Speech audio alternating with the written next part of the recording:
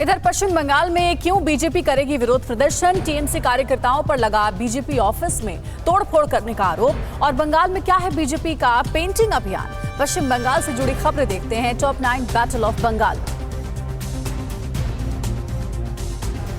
पश्चिम बंगाल में विधानसभा चुनाव अप्रैल में होने हैं, लेकिन हिंसा का दौर थमने का नाम नहीं ले रहा है। बीजेपी और टीएमसी के बीच खूनी जंग के बीच 24 घंटे के भीतर बीजेपी के 2 कार्यकर्ताओं की हत्या कर दी गई। पूर्वी बर्धमान में बीजेपी कार्यकर्ता सुखदेव प्रमाणिक की हत्या का आरोप भी टीएमसी समर्थकों पर लगा है। बीजेपी कार्यकर्ता की हत्या के बीच पश्चिम बंगाल के वर्धमान में बीजेपी के पार्टी ऑफिस में तोड़फोड़ की गई है। बीजेपी ने तोड़फोड़ के लिए टीएमसी के कार्यकर्ताओं पर आरोप लगाया है। दूसरी तरफ पश्चिम बंगाल में अपने कार्यकर्ताओं की हत्या के विरोध में बीजेपी लगातार ममता सरकार और टीएमसी समर्थकों को घेर रही है। परसों उत्तरी 24 परगना में कार्यकर्ता की हत्या के विरोध में बीजेपी समर्थकों ने बीजापुर पुलिस स्टेशन का घेराव किया और जल्द से जल्द हत्यारों को गिरफ्तार करने की मांग की।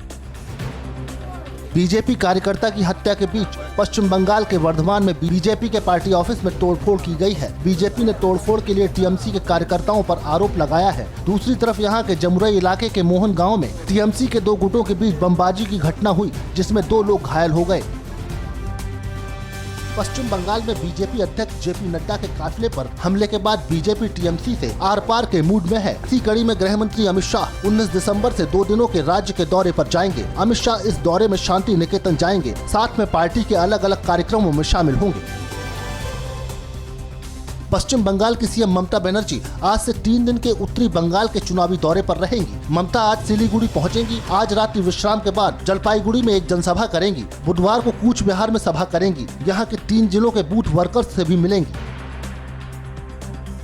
पश्चिम बंगाल के मुर्शिदाबाद के कंडी शहर में टीएमसी के बोंगी धोसी जुलूस के दौरान तृणमूल कांग्रेस के कार्यकर्ताओं ने बाइक से जा रहे बीएसएफ के जवान की जमकर पिटाई कर दी। तृणमूल समर्थकों के हमले में बीएसएफ जवान बुरी तरह घायल हो गया। जवान के परिवार ने दोषियों के खिलाफ सख्त कार्रवाई की मांग की है।